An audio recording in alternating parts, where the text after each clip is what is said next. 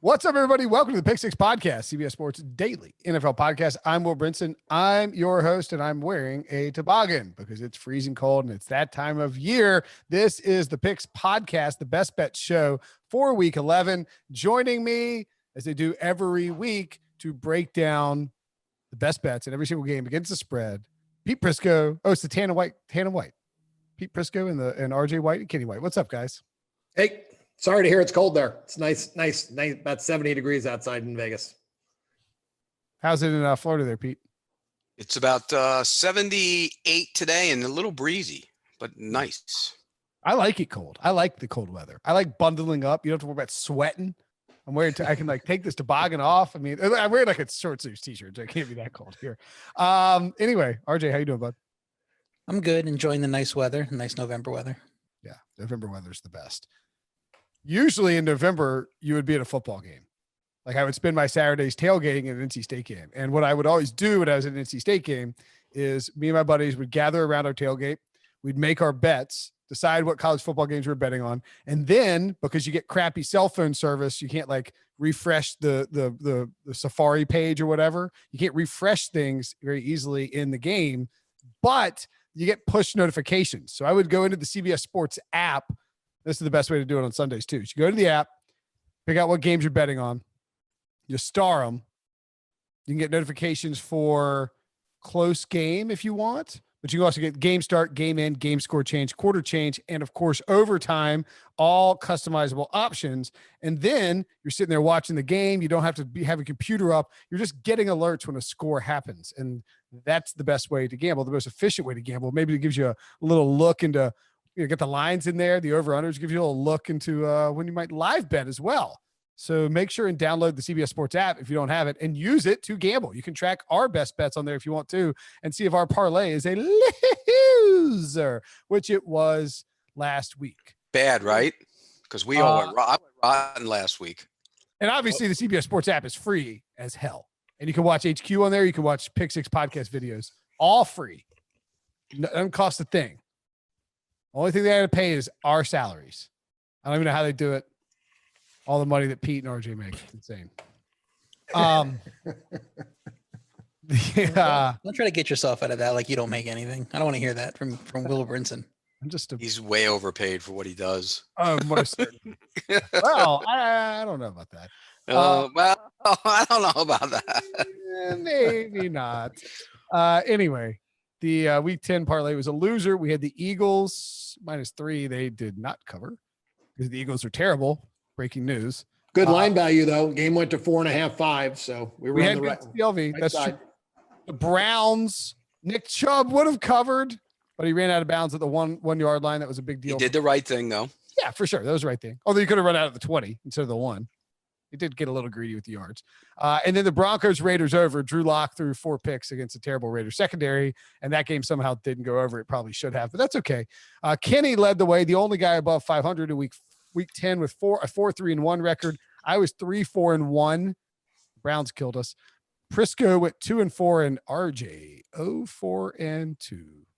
Gotta love it. Gotta love those Kyler Murray taking a knee instead of kicking the extra point, the push, the Chubb push, the Broncos Raiders, which already went over. It just seemed like what about the Bears? The Bears should have covered that game. Bears should have covered. I mean, everything. It just seemed like it went the way. The Bears, if the Bears had any offense whatsoever, they cover. And plus, if he hits Anthony Miller for what should be a layup, they cover. Mm-hmm. Okay, so our assertion is that because the Bears suck, they should have covered. Is that what I'm understanding? If the Bears were regular bad on offense, then they would cover easily. But they happen to be like one of the worst offensive performances I've ever seen. But that's I'm not happy. I had my first real bad week in a while, so I'm not happy about it. But you're still 15 games above 500. Our buddy Jason Lockenfora had me on his radio show on, I think it's 105.7 The Fan. Is that right? In Baltimore? Yeah, I think so. Yeah. Inside Access with Lockenfora and Ken Wiseman. And he was asking about us. I was like, look, Pete's nuclear. 15 games above 500, 37-22-1. Kenny 33-24-1. I'm 36-29-1. RJ 34-31-3. So we are still well above 500 collectively. We were due for a little bit of regression, right? Like It was just going to happen. Yes, we were. Like I told you, I knew it was coming.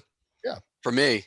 Got to avoid the rotten weeks. By the way, I was on real quick. I was on JLC's show on Friday, right after he wrote that Phillip Rivers should be benched on Thursday, and then Phillip Rivers played well Thursday night, and JLC doubled down. He still thinks he should be benched. What? How? Rivers has been awesome this year. JLC, you know, once he finds a hammering point, he's going to keep hammering it until maybe one day it's proven right. Well, that's a good segue, Pete. I don't know if you meant to do that or not, but the first game on our list is Packers at Colts. The Colts, my Colts. Well, you can almost guess where this is going, honestly. My Colts are -1.5. I think the Packers opened as favorites in this game, so it swung a lot. The over under 51.5. Pete, I have to assume you would be taking the Packers here. You're going to give me Aaron Rodgers and points? Are you kidding me? This is stealing. Look, I know the Colts have played good defense, but I think this is an opportunity for Rodgers. He's getting everybody back. Lazard's probably going to be back. They haven't played together much this year. They're going to be able to light them up. I know the Colts have been good so far on defense, but this is a different animal. And I think defensively, they'll do a good enough job on Rivers and gang. They're going to win the game outright. You're going to give me points. I'll take it. Rodgers and points is stealing. Yeah, Green Bay was favored on the look-ahead line before Indy beat an overrated Tennessee team, and then it swung, to Indy's favor because I know Green Bay looked bad, but I mean the D played well against Jacksonville, and I'm not worried about the weather, the flat spot there. It's not like anything you're going to draw any conclusions on Green Bay there. So I think we are getting value on Green Bay with an offense getting healthier versus a mediocre Indianapolis offense. And Indy D's been great, but this is the best quarterback they faced all year. They faced Tannehill, Lamar, and Burrow. Lamar hasn't been great as a passer, so this is a whole another beast. Now, I am worried about the Devontae Adams injury. I did have the Packers as a best bet until he didn't practice on Thursday. I think it's a much easier team for Indy to defend if he's not out there. I still like the Packers, but I'm going to be smart and tease them up to 7.5. So Packers plus 7.5 is part of my teaser. I got Packers in one of my in a teaser as well, plus the 7.5. One of my teasers, or no, my teaser. Kenny, I don't think you have a best bet on this game, right? No, I'm right on the number in this one. I have Indianapolis 1.5 better than Green Bay, and it's mainly because of the defensive side. So I'm right on the game. I'm right on it. I'll pass. I'll root for you guys. I'll root for the Packers. No, you're not rooting for me because I'm taking the Colts here, baby. Give me Indianapolis -1.5 as a best bet. It shouldn't be a blowout game either way. But I do think that Indianapolis's defense is one of the things we've seen with Green Bay is that when they get punched in the mouth by a good defense, they kind of quit. It's a good team that can run, can drop back in some sort of zone coverage. And if no Devontae Adams, if he doesn't play, I'll take it. I mean, get the bet in now. If you like the Colts, get it in now. Because if Devontae Adams didn't play, does that line move to 3+? I mean, he's worth a lot to the Packers. I'd say it moves to 3 if he doesn't play. He's worth 1.5 to me, so I'm moving my number to 3 if he doesn't play. All right, so if you like the Colts, get it in now because there's a chance that the line won't move if Devontae Adams plays, but it could jump to 3 if he doesn't play. He's that important. He's the best wide receiver in football right now. And I think one of the key things, by the way, Darius Leonard came out and said this week that he has been thinking about Aaron Rodgers calling Fred Warner the best linebacker in football for 2 weeks now. So, I mean, spite spot for Darius Leonard, sure. I think he'll come out. Oh, he's going to play harder. He's going to play much harder than he normally does. So this is going to be the one game where Darius Leonard plays well, is what you're saying. I think you're just going to every other game where he plays monster Darius Leonard game. Right.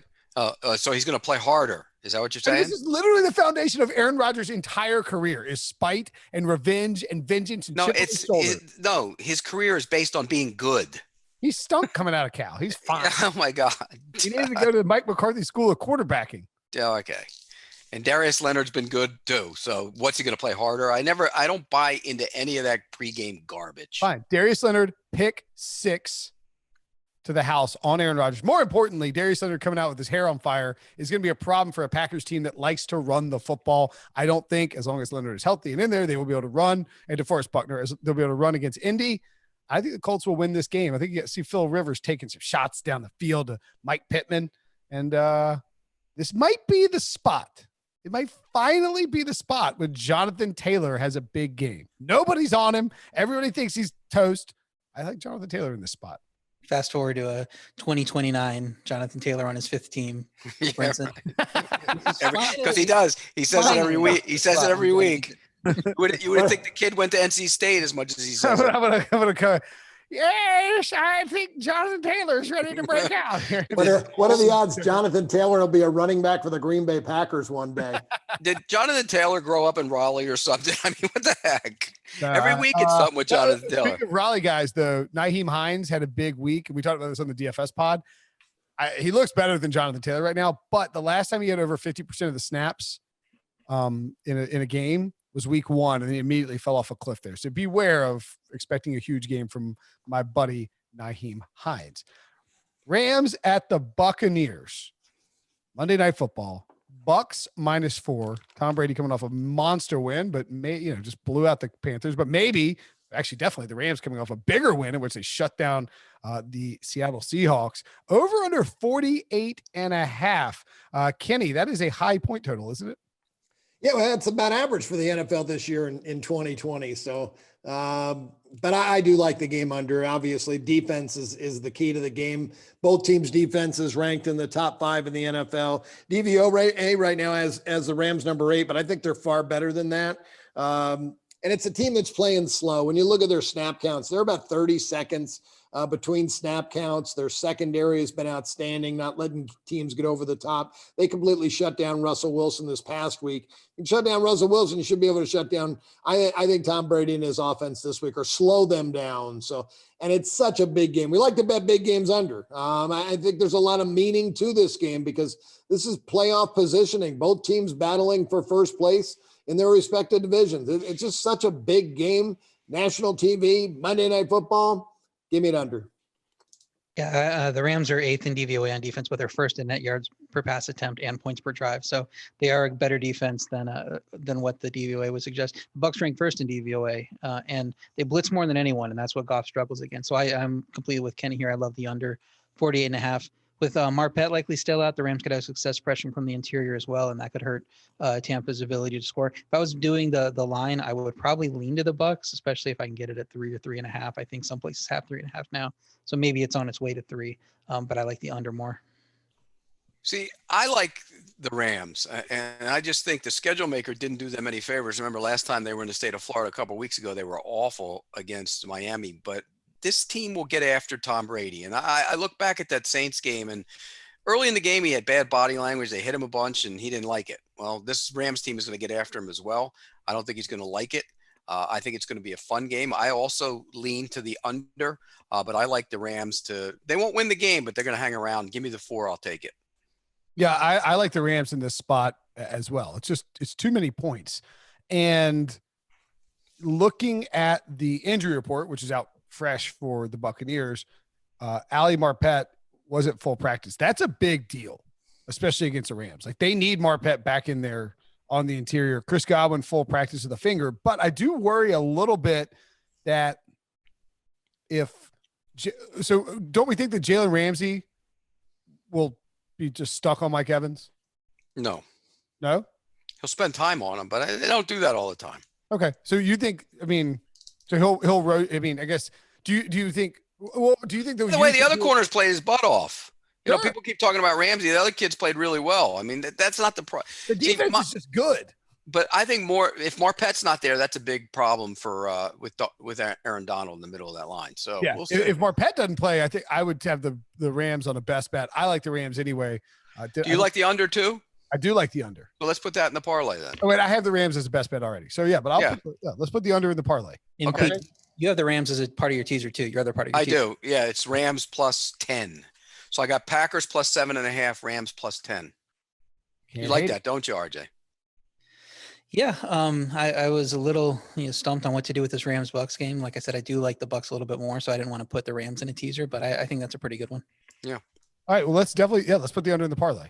Okay. Now, there's a chance it turns into a shootout. I just don't think it will. I think these two teams are going to try and run and won't find much success running the football and be fairly like when Tom Brady gets in one of those, he's getting hit games. He starts to lose his accuracy, starts to get a little jumpy, and you lose the exposure. As will Jared Goff. He's going to be the same way. He's going to be jumpy too. Jared Goff is Tommy doesn't like getting hit. What? Tommy doesn't like getting hit. He starts seeing ghosts. I wish that I could have like somebody like Tom Curran or Tyler Sullivan, like constantly.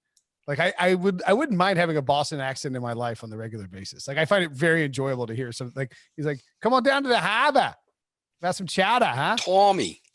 Tommy Brady. All right, moving along. I don't know what are we doing here. Dolphins at the Broncos. Dolphins are a 3.5 point road favorite. Somehow the over under here 45. Kenny, look, I can't handle these Dolphins fans anymore. They're on me. Like flies on poop, and it is unbearable. Are you going to take? Are they? I don't know if they're on you, but are you going to take the Broncos here or the Dolphins? I'm a small play on the Broncos. Actually, not a small play. Actually, it's a medium sized play for me. And it is a best bet. Just the number. I made the game 1.5. Miami the favorite on the road, but boy, playing in altitude, I just think it's a bad spot for Miami. They're on a nice winning streak. But I just think it's a bad spot going out on the road to Denver, always in that mile high altitude, and Denver, as bad as they looked the last couple of weeks, it feels like they need to come out and put a good game together. Their numbers are still okay I think on defense right now. DVOA has them 11th best defense in the NFL. So they can play. Drew Lock has got to take care of the football. He threw some really bad passes last week. So I got to see him turn it around this week. I just think this is a close game. I think it's a field goal game, and taking 3.5, I think the Denver's the only side you can go with here. This is uncharted territory for the Dolphins. They're not used to being a favorite. They're always the hunter, not the hunted. Are we sure Locke is playing? I know he's dealing with an injury. Yeah, it could be Driscoll Or Rippin. Yeah, I wouldn't. Yeah, I'll take Driscoll. Rippin's a little Rippin. drop off from me. Well, so what would you make the number? Let's say that it's if it's Rippin, I would make the game 3 and I'd pass. Okay, that's good to know. I like the under here. Under 45 is I have a best bet on. Denver's offense is not good. 32nd in DVOA, 30th in points per drive. And now, you have the uncertainty with the quarterback. Miami's offense has really been helped out by their defense and special teams. And maybe that happens here again if they have a bad quarterback, that they're playing again. But regression's got to come at some point. At some point, you're not just going to get 1-yard touchdowns and defensive and special team touchdowns. So this is a tough spot for Miami offense on the road. I agree, against a quality defense in a tough place to play. So I think that leads to a lot more field goals than touchdowns. So I would go under here. Under 45 is the best bet for me. Yeah, I don't love this game at all, to be honest with you, but I would lean to the Dolphins, not by a lot. I just think that they're on a little bit of a roll, and the ball's bouncing their way, and we clearly saw how the ball didn't bounce the way the Broncos last week. So I would take Miami. I don't love it. Yeah. I mean, look, the only reason I'm taking Miami is because I just frankly can't take another week of Miami Dolphins fans hate tweets. Also, their defense is friggin' great. Like, are they just going to show up? Are they just going to not show up because they're in Denver against Brett Rippin or Jeff Driscoll or Drew Lock, Lock's got a lot of talent, and I'm not going to write him off or anything like that. But the guy is the ultimate.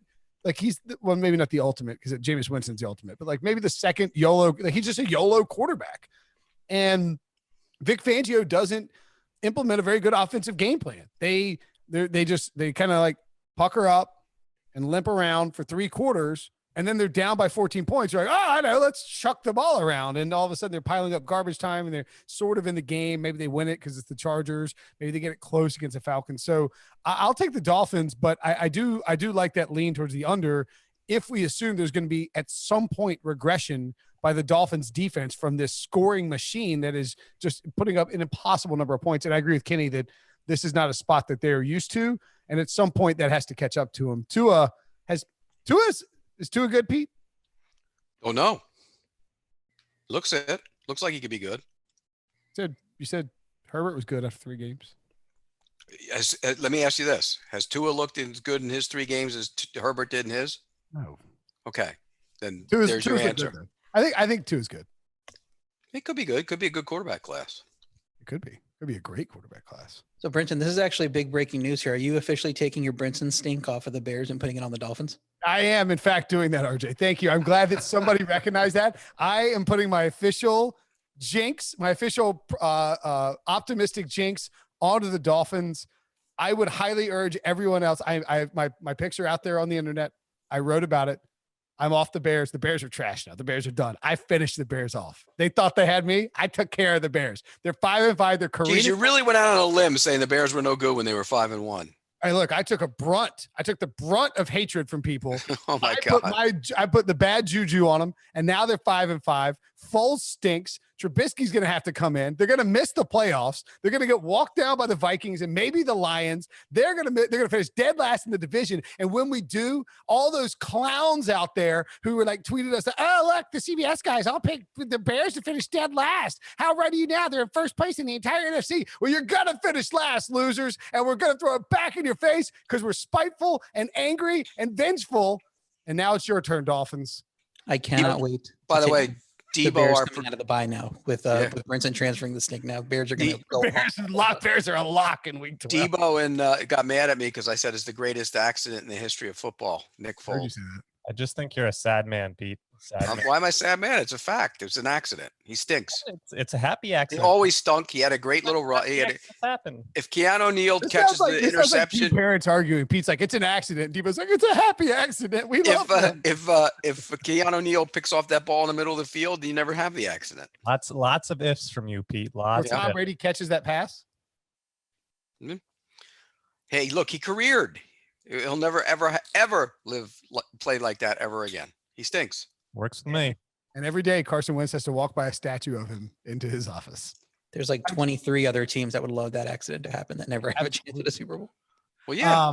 But yes, RJ, we've moved on from the Bears.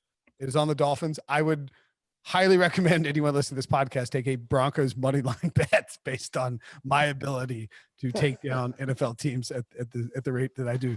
Falcons at Saints. Saints -5. Over under 50.5. Pete, Jameis Winston is starting for the Saints. I am curious your thoughts on this game, but more specifically, how you think Sean Payton will approach, because I think it's a huge storyline. Like how you think Sean Payton will approach the offense with Jameis Winston, whether it's same, different, dialed back, cranked up, etc. He's not going to change. Okay. You're going to let him throw the ball. Hey, look. No, but I mean, like, is he going to? The problem is he's going to stick Taysom Hill. He's going to stick Taysom Hill in there once in a while. Do you think he's going to like try to go vertical now? He'll take some shots down the field. Okay. I think this is a great opportunity for Jameis to show he played in Tampa. And in Tampa, the defenses stunk when he was there. He always was behind. So he threw a lot of pick sixes. He pressed too much. Now he's got a better defense. So I think he's going to be able to relax a little bit. We saw what Teddy did last year. He doesn't turn the ball over like Winston does, but we saw what Teddy did. And I think Sean Payton will get Winston in the best plays for him. They're going to score points. The Falcons defense is terrible. And I think on the other side, I think the Falcons are going to score points because they seem to be in a little bit of a rhythm. So I like Atlanta in the game, but I really like the game going over. That's one of my best bets over the total. I'm taking a best bet on the Falcons. It doesn't seem like this line has adjusted enough for the loss of Breeze. I know Jameis is a proven commodity at quarterback and one of the better backups in the league. He's a number 1 overall pick that did not get a second contract with his team. So if taken into account that maybe he's not one of the top 32 quarterbacks in the league, I think that's a big drop off for them. And the line's only adjusted like a 1.5 or 2 points from what the look ahead was. So Atlanta does struggle running the ball on offense. That's what you have to worry about there, but they weren't going to have success against a elite New Orleans rush defense anyway, number 1 in DVOA in that stat. Now, the Saints defense is playing very well lately, but Atlanta is good enough passing the ball to keep up and get the back door, especially. We'll monitor Calvin Ridley's self. If Ridley is in, that's going to be a tough passing offense to stop. And Atlanta is playing well under Raheem Morris, and now they've had 2 weeks to prepare for their biggest, rivals over the last several years in that division. So I think they have a good shot at winning this game outright. I would be shocked if it's not a close game either way. So I'm taking best bet, Atlanta +5. I'm going to be on the Saints because I can see this number continues to come down. I'm looking at all 4s across the board, but I do see a 3.5 at a local Las Vegas place that probably takes the biggest bets in town. So I hope it comes down to 3. I'd love to lay 3 on the Saints, but I'll be laying 4 on this team. When I did my stuff earlier, I passed on it because I think it was actually 5 across the board, but I made the Saints 7. I did have a 3.5 point adjustment from Breeze down to Jameis Winston. And I like what Pete said. Last year, Teddy Bridgewater stepped in and did a nice job. And I think Jameis Winston can do the same type of effort that Bridgewater did last year. Pete brought up in Tampa. They were behind. He was throwing it all over the ballpark, had a lot of interceptions. But a lot of that was just because that was not a good football team, and he had to throw it way too much. He's not going to have to throw it here. He's going to be able to rely on the ground game and be able to pick apart a defense who's still not very good. Still, even though they played better since the firing of Quinn, still don't think this Atlanta defense is very good. So I'll lay the points. Yeah, Brady Quinn was pointing out that this is a better that they're playing a lot better on the podcast earlier this week, and that's fine. I mean, they are playing better, but that's sort of what the Falcons do: is they suck early in the season and then they suck less later in the year. I like the Saints, and but I'll take the over as a best bet. I'm with Pete here. I think this turns into a shootout. Calvin Ridley's coming back more than likely. Julio Jones should be fine. That's going to give Matt Ryan plenty of options. Hayden Hurst is there. He can throw the ball down the field. The Saints defense has looked better statistically. I'm not sure they're entirely better quite yet. And this is one of those games where the Falcons may be out of it, but they hate the Saints. These teams hate each other with some dirty, like Southern fried hatred. And trust me, when I know that Southern fried hatred is a real thing, it is spiteful, it is vengeful. And I expect them, just like me, I expect them to throw the ball all over the place. And I think Jameis will take some shots, but feed Michael Thomas and Alvin Kamara. They'll have a ton of targets. And this game goes over the total 50.5. I would lean Saints as well. Now, I think Kamara did miss practice on Thursday. So that would be a little worried about that one, I would think. Yes. Well, that means if Kamara and Devontae Adams miss practice, that means that Dalvin Cook is going to be 100% owned in every single contest in DFS this week. And that's because he's playing the Cowboys, and the Vikings are -7, over under 48.5. Pete, we've got Dalvin Cook coming off a really impressive game against a good Bears defense. They did lose Akeem Hicks midway through, but he got 30 carries. They're just feeding this guy right now, and they're going up against a terrible run defense. This looks to me to be really, really fishy. I didn't put a best bet on this game, but it looks so fishy that I'm going to be biting on the hook. Because I'll take the Vikings minus the points. That's a big number for a Vikings team that still has issues on defense. I know they play better. They've run the ball. Kirk Cousins, look, he's so hot and cold. It's unbelievable. But it looks fishy. So I'm taking it. I'll lay the points with the Vikings. I like the Vikings too, but I'm going to be a little safer and put them as the other part of my teasing Minnesota -1 with Packers +7.5. I guess Minnesota's good now on offense, number 1 in net yards per attempt, number 2 in yards per rush. So yeah, they're getting it done there. Dalton comes back for Dallas, so that's important, but it's not like he played very well before the injury either. So I am worried about Minnesota's cornerbacks, but covering all those great options that the Cowboys have, but their defense is 10th in DVOA, playing better lately. Dallas D allows 5 yards per carry. I don't know how they stopped Dalvin Cook plus those Minnesota receivers. So I'm okay laying the points if you want to do that, but it feels right to tease it down instead.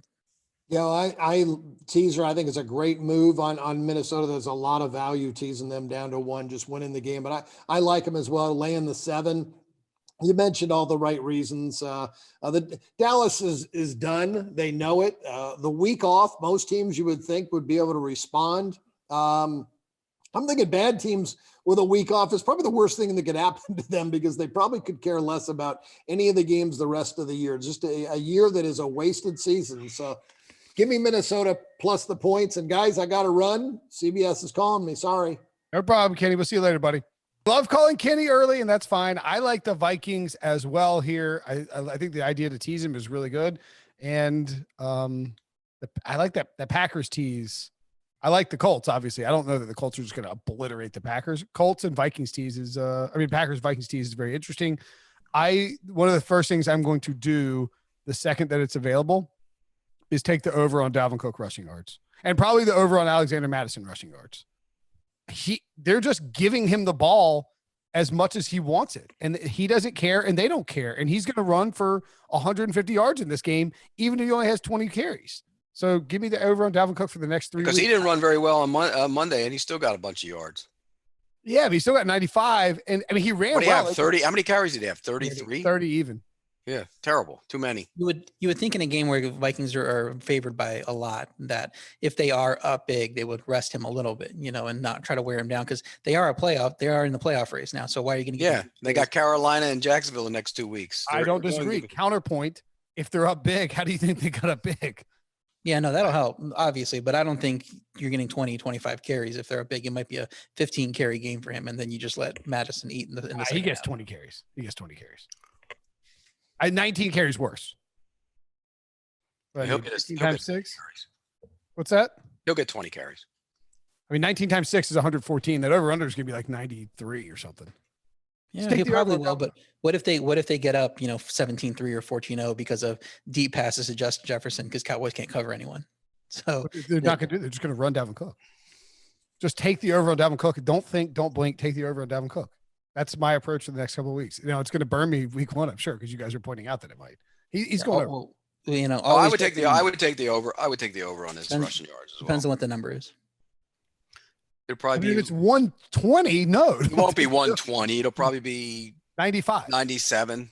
It might be 97. I mean, Yeah. Derrick Henry. We've seen Derrick Henry over unders have been like 103. Yeah, then And he'll those go are over ridiculous. 97. He'll go over 97. I think so too. I think you'll have a 100-yard rushing game. So if it's under 100, take it. And they won't. They're not going to go to like 110. People will hammer the under. Okay. Moving along. Titans at Ravens. Ravens minus 6.5. Over under 49. Pete. The Ravens haven't looked good on offense at all. Their passing game has been dreadful. But the perfect tonic is coming to town. The Titans are terrible on defense. And they've had their little games where against Buffalo where they played their zone coverage and it worked, but they're bad on defense. And they can't rush the passer. Will Brinson, you and Jadeveon Clowney have the same number of sacks this year. None. Ouch. And they can't get after the quarterback. Lamar Jackson is going to bounce back and have his best passing game. Marquise Brown is finally going to get a bunch of big plays down the field. And this game is going over. Remember, the Titans ran the ball really well last year in that playoff game, obviously, with Derrick Henry. Ryan Tannehill didn't throw for 100 yards. He will have to throw for much more than that in this game. I'll take the over as one of my best bets. Yeah, I've been fading Tennessee a lot as I thought they weren't as good as their record, but this is a good spot for them. I think Baltimore's dealing with a lot of injuries up front. The O-line is a mess. So even though Titans I've been predicting the Titans defense is tonic for a lot of offenses in games and it hasn't worked out. So just because you're playing the Titans, I think you still have to execute. And that offensive line's been a lot of a mess. Like I said, the D-line may be healthier here, but I think Campbell and Williams have both still been missing practice on Wednesday and Thursday. So who knows if they play. This is a tough matchup for the Tennessee offense. You're right. Ryan Tannehill's going to have to do something. They've been able to get to 17, 24 points in bad matchups. And I think that's enough to cover a 6.5 line against a Ravens offense that I don't have as much faith in as I did earlier in the year. So yeah, if the O-line remains an issue, I think Titans are definitely going to cover this game. So I have the Titans as the best bet plus 6.5. Wow. The line's a little stinky because it's like begging you to take Baltimore, right? It's like, oh, look, 6.5. That scares me a little bit. But I agree with Pete. Lamar Jackson has a huge game here. We talked about the DFS pod earlier this week. Lamar Jackson, Marquise Brown. Nobody's going to want to stack him because they've been so disappointing. He's so expensive to play in DFS. Marquise Brown lays turds every single week. This is the week. Titans can't cover anybody. You can take deep shots on them. They need to get right. They need to run into someone at 2 a.m. at the bar. Break the slump here. The Ravens do. And there's no better slump buster in the world, Pete, than Mike Vrabel. I'm just kidding. Mike Vrabel's a good coach, but that defense stinks. Lamar goes nuts. I'll take the Ravens. I think Tennessee will score enough, but I don't know if I want to get involved in the over. I got no plays on this game, but I do like the Ravens to cover if I had to pick one. Eagles at Browns. Browns minus 3. Over under 47. Pete, what do you think? I'm probably in the minority in this game, and I've gotten a lot of pushback already by picking it. But I'm taking the Eagles from the Browns fans. They're obnoxious too at times. Yeah. I'm taking the Eagles. I think that was just a terrible showing last week against the Giants. I'll give them that. And I thought they get guys back. They're going to start looking like the Eagles again. They were bad. And the game was coached poorly. I think in this game, they're going to regroup, get on the road. I don't think the Browns are that good. This line tells you that. They're favored by 3. That's the home field advantage or close to it. And I don't think they're going to be able to run like they've run on everybody else. I think this will be a game where the Eagles hang around close. And in fact, I think they win the game. I won't need the 3 points. Wow. I have a best bet on the other side. You laid out other reasons to not like the Eagles with how bad they looked. I was on them last week. You're not going to fool me one, shame on you. Fool me twice. I'm not doing it again with the Eagles. If it was one thing was an issue, maybe two things was an issue, maybe they could get that fixed in a week. When everything is an issue for that offense and just they have so many problems, I don't have confidence they're turning it around, in 7 days. I don't have confidence they'll slow down this talented Cleveland rushing attack with Chubb back. So maybe this is a week the Eagles offense shakes off rust. Wentz has to play better though. They can run the ball. Eagles can run the ball. They're 4th in yards per carry, but the Browns defense ranks 7th in yards per carry allowed. So pretty solid at defending the run. Cleveland has a pair of blowout losses on their resume. And so that takes into account why their point differential is so bad. They have a negative point differential despite their record, but it's because they have blowout losses against the Ravens and Steelers. Those are top teams, that they've had to play. Philadelphia is not a top team. They're in the bucket of Neither all. is Houston though, and they struggle with them. Yeah, that was wind. That was completely a win game. That was severe. But that plays into that's an advantage for them because they run the ball and Houston wants to throw it. Yeah, you would think, but they should have had more points in that game, but the defense played really well, 0 points, up until the very end. Browns -3. I like the Browns. I think they're going to win by a touchdown. So I'm going to make them my best bet. I was going to read something from our friend of the podcast, Cody Benjamin, who wrote this at CBSSports.com this week. The short answer, this is a total team effort. The Eagles, despite your fleeting memories of their magical 2017 title run, have been just clutch enough to hover above mediocrity for 2.5 years running.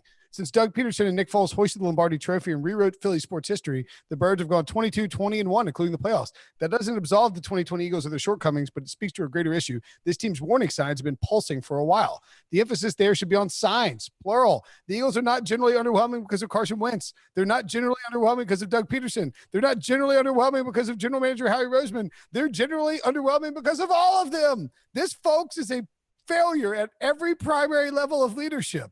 My God, Cody, he set the Eagles on fire. Now, did Cody mention all the injuries they've had the last 2 years? No, but if Cody is setting the Eagles on fire, I ain't taking the Eagles. That's all I'm telling you. If Cody's burning the Eagles down, Why, is he an Eagles fan? Yes. Debo, what do you think? Then he's getting angry. That's an angry Eagles fan. Believe correct. me. Talk about Arizona State. I can say the same thing about that team too. Angry Eagles fan. Right. I love NC State until I'm angry. And then I'm just like, right. These guys are these are terrible. Recruits, start paying players, please. Debo, your thoughts on anything Eagles related, whether it's Cody's piece? Well, first, I love whenever we can make Arizona State and Eagles comparisons. That just makes my heart happy. Second, I think Cody's a little overboard there. Some of those points are fair, and it's a combination of things. But I'm going to give Pete some credit too. There's some extra factors that we have to mix in there. I don't think it's all doom and gloom. It's not great. And one of the things he didn't mention is, and I think the biggest thing is just the lack of an offensive coordinator. Missing Frank Reich, that's the missing piece since 2017, which isn't good. You need to replace him at some point. He's gone. He's been gone for a while. Find something to fill that role, and I think you're back on track. By the way, Debo, at least I would be able to admit it. If Arizona State won a national championship with like some third-team quarterback coming off the bench, I would admit it was an accident, okay? Just admit it was an accident. I am admitting it was an accident. We know Nick Foles is not going to be in the conversation for the greater quarterbacks of all time. He had one of the greatest Super Bowl performances of all time, and that's all that matters to me. Correct. We'll give you that. I have never denied. Are the tears going to flow again as you say that? I was never denied that I was a little lucky. I'm getting a little emotional now. Yes. He went Turn on your video, son. Joe Flacco for a few games. That's all that matters. Yeah. He's got a ring. Yeah, but Joe Flacco was actually good in the playoffs in a lot of other games too. I mean, that was an accident. Dominated the Vikings in the conference championship as well. Yeah, and then he was terrible against the Falcons. So Like I always like to say, his loss to the Saints in the playoffs is the perfect Nick Foles game. Was it really good to start the game? Awful for 2.5 quarters, then got really good at the end of the game and couldn't bring him back. Remember they had the fumble. They probably win that game if Alshon Jeffrey doesn't let the ball. But that's just the point. He's not that good. All right, this is a pick show, not an Eagles show. Okay, well, I didn't want to make him cry again. Yeah, that too. I'm good. Look, the point being is that the Eagles are in trouble. I think I would lean towards the Browns. This game, wait and see what the weather is. It looks like it's going to be sub 10-degree winds. We've had 15 to 20 mile per hour winds the last 2 weeks. The game's going way under. Total's hanging around at 47. It was starting to drop. If the wins aren't bad, then maybe it goes over. I still don't think there'll be a ton of scoring here. The Browns don't match up well against the Eagles. So they want to run the ball, and you can't run against the Eagles. That's a problem. It's all on Baker. Browns can run on the Eagles. What's that? The Browns can run on the Eagles. I'm not worried about that. Okay. Then do you think Nick Chubb will have 100 yards? Sure. Okay. Well, maybe took the Nick Chubb props too. All right, moving along. Oh, no, we're not moving along. We're going to take a break. And we're going to say goodbye to Pete because he has Later. Superstar of CBS Sports HQ. He has tons of things to do. Are you going to go on HQ in a t-shirt? No, I got to change. I got to get off of here. That's what All I'm saying. right. You're Well, we'll see you lollygagging. next week. 6-0 for me this week, by the way. 6-0. Sure. Take it to the bank. See you, buddy. See ya. All right, so we got rid of the riffraff here, RJ. Time to break down the rest of the games. 2 procedural points here. One, both of them pointed out by you because you're the only one who pays attention to this and actually has a semblance of knowledge about what's going on around you. Whereas I just sort of float through space in this toboggan, take pictures of my TV, drink IPAs, and hope that everything works out well. You're truly Homer Simpson sees a flashing, bright light and goes chasing after it. Or Look, Homer a Simpson squirrel. goes to the thought bubble in your head with the monkey playing the cymbals. That's right. Vikings -7. We're going to put in the parlay. So what was the? Oh God, I already forgot what the other game was in the parlay. It was in over. Titans Ravens. Kenny had a best bet on that too. He couldn't stick around to talk about it. No, I meant what was our first game in the parlay? First game in the parlay was the under on Rams-Bucs. That's right. Rams-Bucs under and the Vikings -7. And then RJ and I will find one more that we like to throw in there that we think Pete and Kenny will be on board with. As RJ points out, Kenny is on the under in Titans Ravens. I tend to agree with him. 49 is high. I know the Titans stink, but like both those teams like to chew up clock. And I always like to see when those two are going head to head because they're the top two in our little picks competition here. So one of them is going to get a loss in that one. That's right. Unless we will move along to a different game though. Patriots at Texans. The Pats are -1.5, headed to face the fighting Bill O'Brien, the fired Bill O'Briens, the fighting Romeo Crennels, the over under 48.5, RJ. Fighting Romeos is not a bad team name. If Washington wants to try that out and see if they like it. I have a best. Romeos. What's that? The Washington Fighting Romeos. Yeah, that's great. I have a best bet here on the Patriots -1.5, but the Patriots now have the worst DVOA in the NFL on defense. How is that possible for a Bill Belichick team? I don't know what he's doing. And so, yeah, some players opted out and you have to deal with that. Gilmore's missed a few games, but at some point, it's still Bill Belichick. How is this team last in defensive efficiency? But they're not a terrible defense because they've had success creating turnovers. They're number 1 in turnover percentage, and Houston's offense ranks 25th there. They're not great at protecting the ball. Houston's terrible defending the run, also 32nd in DVOA and yards per rush. So they're bad efficiency wise and they're bad per carry. I think New England's going to pummel them on the ground. And so it comes down to the Houston pass offense. Are they talented enough to beat the New England defense that has struggled? But they haven't played up to the level of their talent. I think they are talented enough, but they always seem less of the sum of their parts because Houston just seems to struggle. It's a bad spot for them. They play early Thursday game next. They know their season's over. I don't think they get up for this game. I think they have trouble against the mastermind here, and Belichick wins this one running away. I like the Pats a lot too here, but I like the over more. And I agree with you. I think New England will pound the ball. It's going to be a lot of Damian Harris. I actually don't think they'll run Cam a whole lot in this game because they believe they can, use a traditional running game to carve up at just an awful Texans run defense. Now, maybe Damian Harris is banged up and it ends up being Rex Burkhead and like JJ Taylor or something like that. But I think they will run traditionally, use Cam a little less frequently than they might in a must-win game. And they'll try to shorten the clock. Now, that's a problem if you're taking the over, obviously. But I think New England will get to 24. Let's say 28. I think New England will get to 28. And then I just don't see how the Texans won't find 21 points in garbage time, worst case. So Damian I think Harris, is it a Damian Harris DFS game? Yeah. Oh, yeah. If he's healthy, yes. Smash Damian Harris. Yeah, I love him this week. Yeah. I mean, every week you look at the Texans and they give up an unholy amount of rush yards. And like guys just break long runs against them. But do you think they'll use Cam? I feel like they won't run Cam. I think they will if they need to get ahead and win. I don't think it's going to be the primary way that they move the ball, running the ball, because you don't have to with Houston. You can run it traditionally, but I think if they need to run him, they'll run him. I don't think they're that worried about his. Yeah. I mean, if it's a situation where they have to, like, they find themselves in trouble and need a big drive, I don't think they'll shy away from using him. But I think they would prefer to limit the wear and tear on Cam in a game like this. Go in, pound the ball with Damian Harris. Don't care about Deshaun Watson's garbage time. Get one pick late, come out of there 28-21 win, and that gets you over. Maybe it's 35, 28, whatever it is. And that's how you get you over. I'm with you. I like the Patriots as well a lot here. And I know Pete took the Patriots on the expert page too, so you want to throw them in as the third leg for the teaser. Yeah, although Kenny hates the Patriots. That's true. Maybe, yeah, Kenny would probably veto that. Yeah. Jets at Chargers. Chargers -8.5. The over-under is 46.5. I got to tell you, boy, I'm on a lot of overs here. I like the over in this game. Yeah, I think this is a spot where Justin Herbert, the freshly shorn Justin Herbert, and his new 10-year-old haircut, throws the ball to Keenan Allen a ton, takes some shots to Guyton down the field. They score a bunch of points, and the Jets answer back with some shots to Denzel Mims. And it just ends up being like, I don't know that I'll take the Jets against the spread. I don't love it, but I think this is a game that turns into a sneaky shootout. So you don't think this is a case of Samson having his hair shorn and I am concerned about that. Yes. Yeah, that I would be worried about that too. I don't know. I need to see a post haircut Justin Herbert perform before I can fully back him. I feel like you're not even kidding either. I'm kidding, but yeah.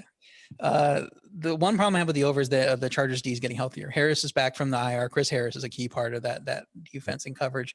Bosa is practicing in full. I don't think he's been cleared to return from concussion, but when you have a full practice, that's basically just write it off. It's going to happen, once he gets the independent neurologist clearing him, and that helps an already solid pass defense. Jets finally had a functional offense versus New England, but we've said that they're last in DVOA. I think part of that is because they got lit up by the Jets. So they need to prove it's not a mirage. The Jets do for me. And the Jets defense doesn't have this cornerbacks to hang with the Chargers receivers. So I do think Herbert can shine. Doesn't this smell like the game that the Chargers typically lose? I mean, this is 2016 or 17 Browns, whatever it was, when they lost to the 0-13 Browns. Are you suggesting this is the game where the Chargers cover easily? No. This is the game where the Jets win. This is their one win. Oh no, I agree completely. I think the Jets win the game. This is exactly the spot where the Chargers lose this game 100 times out of 100.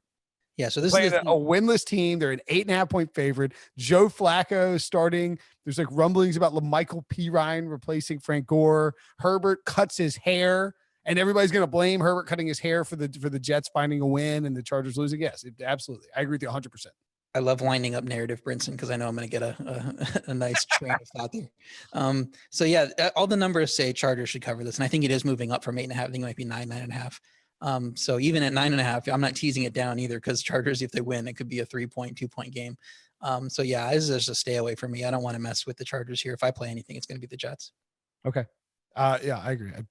You just don't trust the Chargers to cover a 9-point spread. It's ridiculous. The Steelers, speaking of teams that can't cover huge spreads against bad teams, the Steelers -10 at the Jaguars, over under 46.5. I mean, I don't know. What do you think? Yeah, this is another one where the line seems like it would be value on Pittsburgh. I think my raw numbers, I had him at Pittsburgh -13. So it would be like, yeah, go hop on Pittsburgh. But are you really going to trust them in a sleepy spot, knowing what you know about Pittsburgh? I mean, Jacksonville had a close game last week, but they didn't play well despite the final score. I can't trust them to score against the Steelers defense. And Pittsburgh should roll against a bad defense. That's 32nd in net yards per pass attempt. But who knows about the spot? Who knows about the travel and all that? It's also a look-ahead spot. They have Baltimore on Thanksgiving, Thursday Night Football next. That's the huge game for them. So they could get caught a little sleepy here like Green Bay did and win this game by 4 or 5. It wouldn't shock me. So I'm just staying away from this completely. Yeah, I wouldn't touch this game. Heath Cummings pointed out in the DFS pod, it's like Ben Roethlisberger is throwing the ball a ton right now. It's possible we're in a stretch where Ben is just sort of whipping it around and he's going to do that again. If he does that, I love the Steelers. If they're trying to just go in there and steal a win and get to 10-0 and just grind out a James Conner win against the Jags, then I love Jacksonville because they just kind of hang around. I mean, Jake Luton's 2-0 against the spread.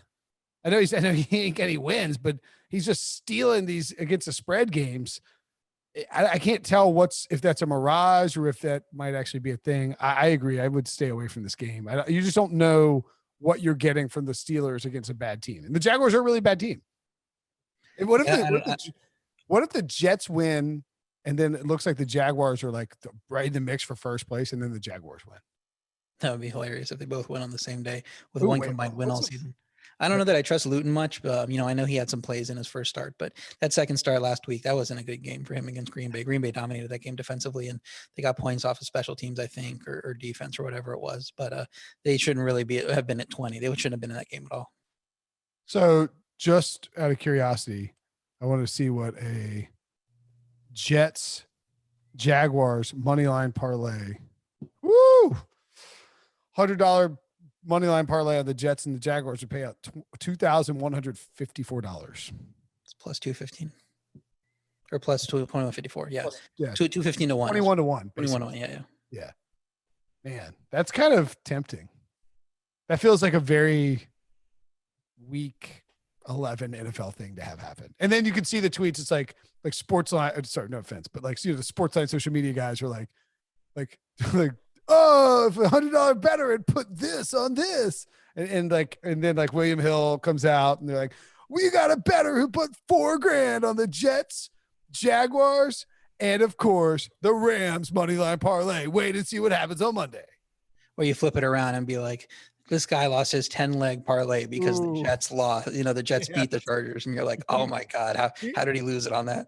Yeah, he hits a 10-leg like a 12-leg parlay and hit like 10 college underdogs, and then just needs the Steelers and the Chargers to close it out, and it's like, and he loses them both, or maybe just one of them. But yeah, you get the point. That's a good call. Ooh, throw the Cowboys in there. What does that pay? Cowboys and Rams, Rams, Jets, Jaguars money line parlay. This is the week. This is the week for that too. I mean, it's the week before Thanksgiving. People are thinking about the holidays, what's going to happen there, and some distraction there. It just seems like a totally 2020 week 11 thing to happen, like you were saying. $100 Cowboys, Rams, Jets, Jaguars money line parlay would pay out $22,113. Not bad.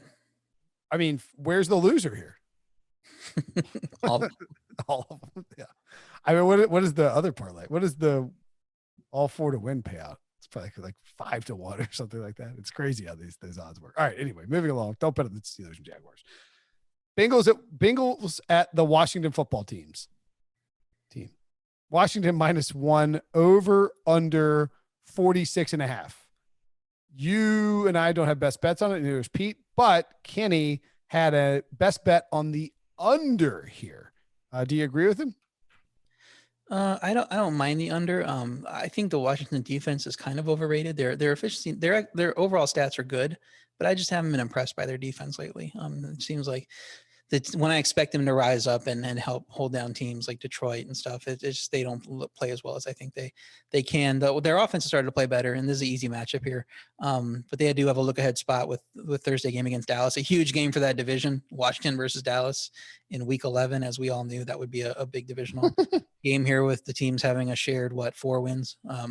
So if to me, I would go Bengals. I mean, it feels like we're getting a team as a dog against an NFC East team. You want to take the points there. So I don't care that the Bengals have had their struggles too. I'm just going to go ahead and take points in a game where I'm facing an NFC East team. Yeah, I tend to think that too. I think Washington's probably. No, actually, I disagree. I'm taking Washington here, and I like the logic, and I really hate taking Washington laying any points at all. But I think that the offensive line, defensive line matchup here is too great to ignore. Like Alex Smith is not exceptionally enticing as a quarterback.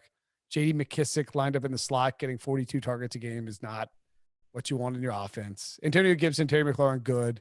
I think William Jackson could maybe limit McLaurin fairly well, but I just think that the Washington O-line overpowers the terrible Cincy. Washington D-line overpowers the terrible Cincy O-line. Gets to Joe Burrow, and we see Washington kind of cruise. We've seen them do that against teams with bad offensive lines. Now, Burrow's much better than like an Andy Dalton, of course. and I don't like betting against Joe Burrow, but I just feel like that matchup is too big to ignore. And So even I though will with take Washington. even with the bad offensive line, I mean, he's been able to score points. I mean, we've seen in matchups like against the Browns, he's been able to hang with them and throw up 30 points when he needs to, even though you think that, oh yeah, the Myles Garrett's and Sheldon Richardson's going to eat him alive. So I'm not as worried about the bad Bengals offensive line here, because Washington hasn't proven to be an elite, defensive line to me. It just, they've had too many question marks at this point. So I do think that Burrow and Higgins and that group can score some points here and get the win. Okay. That's fair. I don't think it's something I don't think some people should be out here like aggressively betting on this game. Right. Not a best bet for me. That would be my lean. Yeah, that's fine. I agree. Chiefs at Raiders. This is off the board. Technically, I think Clyde Edwards-Helaire actually missed practice on Thursday with an illness, but reports sound like Mitchell Schwartz and Eric Fisher, the two tackles for Kansas City, will be back at practice. They should be cleared from the COVID situation, which means they should be good to go, which means I will be taking the Kansas City Chiefs -6.5 as a best bet. I'll take it to 7. I'll take it to 10. I don't really care. When you hear Andy Reid say multiple times in his press conference that he references John Gruden having the Raiders drive their bus around the Chiefs stadium, like honking the horn and stuff after they beat the Chiefs in Arrowhead. And then you factor in Andy Reid off the bye, Andy Reid off the bye, because he is off the bye. And you add Patrick Mahomes against a bad defense in primetime. I want the Chiefs, and I want the Chiefs big. They're going to slaughter the Raiders. I think the Raiders are good. Derek Carr is playing great. I read an interesting NFL.com article this week where it's actually any problems on the offense were not Derek Carr's fault. They were the fault of multiple receivers. I don't know who wrote it, but just an interesting take there. David Carr wrote it. And I just think the Chiefs blow them out here. I like the over 2 probably. Yeah, I didn't know that we could take best bets with games off the board. Otherwise, I'd had 2 winners last week, because loved Washington, but that was off the board. And as soon as it came up, I put it in on Sportsline. Really liked the Steelers. I ended up putting that in before it came, before the kickoff for that game on Sportsline. So those got 2 winners. And that's another thing about our picks. I send them in Wednesday night after I do my research. By the time we get to Friday, and I do my Friday night best bets for Sportsline, some of them change. So I had a for this week here. I had a 3-1-1 week on my Sportsline best bets. So, oh, really? So definitely, sign up to Sportsline, promo code white, as we always say at the end of these things, and see where I am on Friday night, because that's after analyzing the injury reports and getting a much better handle on these games. Hey, let me ask you this real quick do you think that we've gotten, because I don't think we've necessarily gotten, by we, I mean general public betting and talking about sport, like these games. I don't know that we've necessarily gotten to the point where we worry enough about some of these injuries that we see on Friday. Like Ali Marpet, for example. Like Ali Marpet is a monster deal for the Buccaneers. And if Chris Godwin was out, it would be treated with 40 times the fanfare that Ali Marpet would be. But Ali Marpet is a way bigger deal being out than Chris Godwin. Yeah, that's why you see some of these line moves happen on Fridays. I'm sure a lot of people are clued into that it's reacting to the injury report. But maybe some people aren't. And they're like, well, this line was -3 earlier in the week. Why is it -6 now? And it's because of these injuries. They start to add up. So, yeah, that is a problem here. This game we know is off the board because of the Raiders' COVID situation. I believe that all their defensive players are on COVID, essentially. It was between 6.5 and 7.5 before coming off the board. The Super Contest gave out 7.5. I believe the spots that have it up at least 8, maybe even 8.5. So it seems like it is trending toward the Chiefs there. I loved getting him as a teaser team when the line was up at 6.5 to 7.5, because that was my number 1 teaser team. Get him down under 3, and you got to love him in this game. So KC plus Green Bay is my top teaser when KC comes out again. And a revenge game for KC after the Vegas delivered their only loss of the year. Dangerous coming off a bye, and do your Andy Reid chant if you want. I would play Kansas City at 7 or less. Better as a teaser team. Once it gets to that 8 range, where I think it is now, it's probably going to be a stay away from me. Okay, I'll take Andy Reid all day off the bye. Mad at John Gruden, mad at the Raiders. Team he's dominated. Had he ever lost the Raiders? I would think so. I mean, I can't tell you for sure. I don't think he'd ever lost the Raiders with the Chiefs. You're saying, right? Not just with the Chiefs. Yeah, I don't think he'd ever lost to him since. I could be wrong, but I don't know. I'd have to. I think he was like 9-0 against them. Maybe. Anyway, he dominated the Raiders. They beat him. They drove their buses around the stadium. This is a huge game for the division secretly. Like if the Raiders win this game, the division is wide open. If you think the Raiders can cover and win this game, you should go bet on the Raiders to win the division. Now, is it likely to happen? No, but you got pretty good odds on it. It's like 12-1 and they're not that far back. So something worth considering. One more game off the board. The Lions at the Panthers. It sounds like Teddy Bridgewater is not going to play. It sounds like Matthew Stafford will play despite living in what is apparently a dictatorship in Michigan. Yeah, we're not going to talk about that. But the line is his wife's. Line is Panthers -2.5 in the contest. I saw Panthers -1.5 on Wednesday before the Teddy news came out because Teddy was able to practice limited fashion on Wednesday. So it was like, oh, maybe he can play here. But yeah, news came out on Thursday. It looks like he's not going to play. And I've seen the places that do have it up have like Detroit -1.5 up. So expect Detroit to be favored here. I would kind of lean that way. I mean, it's hard to take Detroit as a road favorite considering how they've played this year. But if both those quarterbacks were able to play, I would look to the over. These teams are 31st and 32nd in points per drive. So you're talking about the two worst teams in the league in points per drive. So maybe if PJ Walker is a starter, named a starter instead of Greer, I kind of like PJ Walker. We saw him in XFL. He had some success. Maybe it still goes over. So over is a way to look depending on what the number is when it comes back out. And just, flipping from 1.5 to Carolina to 1.5 Detroit. I mean, that's not really that big of a move around 0. So if you think that Carolina -1.5 line was about right, I would take Detroit at this point at 1.5 if it comes out with them favored, because that's a pretty big quarterback downgrade to me, just overall. And zeros, that's not really a 3-point move because of the 0. The Raiders, by the way, Debo points out the Raiders won twice against Andy Reid. So it's 6:30 on Thursday night. One beer deep, speaking out of my ass on a podcast. What do you know? Blame it on the toboggan. My ears actually are a little sore because the headphones that I'm wearing are compressing my toboggan look here. Okay, that's all of the games. We have the Pick Six podcast parlay. Oh, we need a third parlay game. So we said not the Patriots, right? Let's do the Jets. Not the Jets. Why not? Let's see if Pete chanted Jets on it. Jets, Jets, Jets on HQ. He has Chargers -8.5 on the expert page. Okay. What about who's he at the Pats? Okay. Yeah, I think all three of us like the Pats. Kenny probably doesn't like the Pats. No, okay. Kenny hates the Texans too. So that was our initial lean. Sure, let's go Pats then. All right, so we'll add Pats to. So we have Pat. This is the Pick Six, the official Pick Six podcast parlay. Pats -1.5, Vikings -7, and the under in Rams Buccaneers at 48.5. I love this parlay. Love it. Back on track. What's that?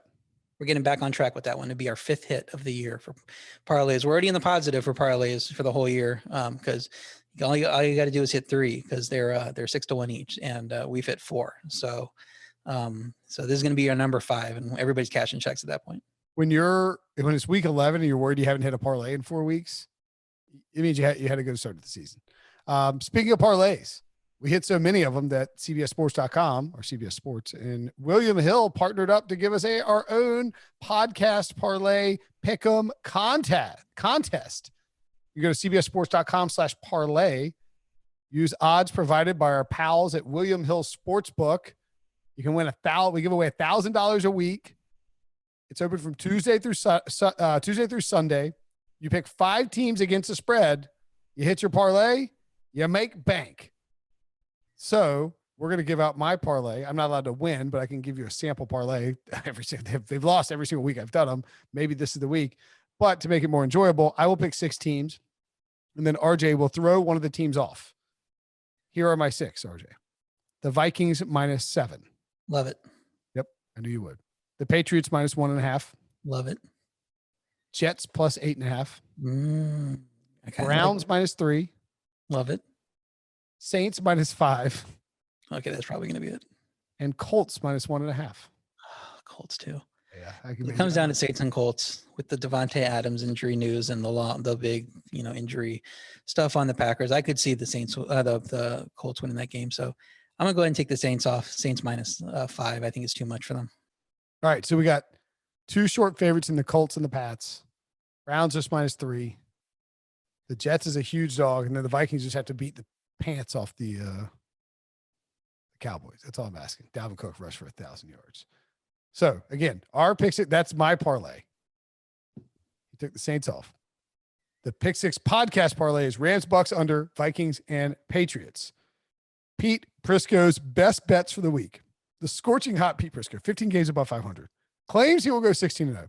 Has the Packers plus 1.5 and believes they will win outright. He would definitely money line them. He also has the Packers in a teaser with the Rams. As you would suspect, he has the Rams as well.